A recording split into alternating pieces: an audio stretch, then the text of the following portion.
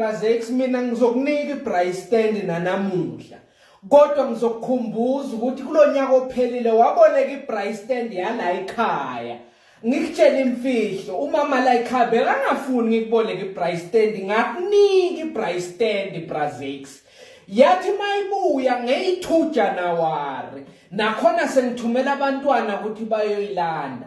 Yabuya isefo sinenyamana yengulube elengayo esefeni isefo singakaqinwa. Brazex angazi mina uma nigcwalisa inyama emafrijini kodwa ningathengi ma price stand minyaka yonke ukuthi kahle kahle iyapi lento. Yabona bese ngithi mina ngifuni ngeprice stand yala ekhaya.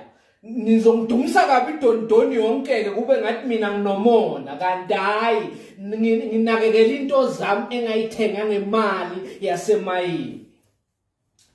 No, akwenzi ingqondo ukuthi ulethe iprice stand isefo asikakhinwa singqolile and le price stand ibuye nje ingiyo nje. Hayi akukho right. Mina ngingakuvulela inyama ngiyayithenga mina ngakuvulela i-deep freeze yami inyama ngiyayithenga mina Brazex kodwa bekungeke kube wrong bekuyokhomba ubuntu ukuthi mawubuyisa iprice stand uyibuyise namacashana nje angasho lutho. Yeah but Brazex singakhuluma sithini kuyafana nje kule viki eliphelile ungishile ngithi ngiyakamadi ngenyawo wangidlula endleleni ngathi awungiboni. Wangidlula ngathi awungiboni kodwa zolo lokhu ukhathi ubhajiwe uthumela abantwana wathi ngizokuphushisa. Angifuni kulanda into eyinenge Brazex ngizokunika iprice stand yazo ngizokunika kodwa ngifuna wazi ukuthi mawungumuntu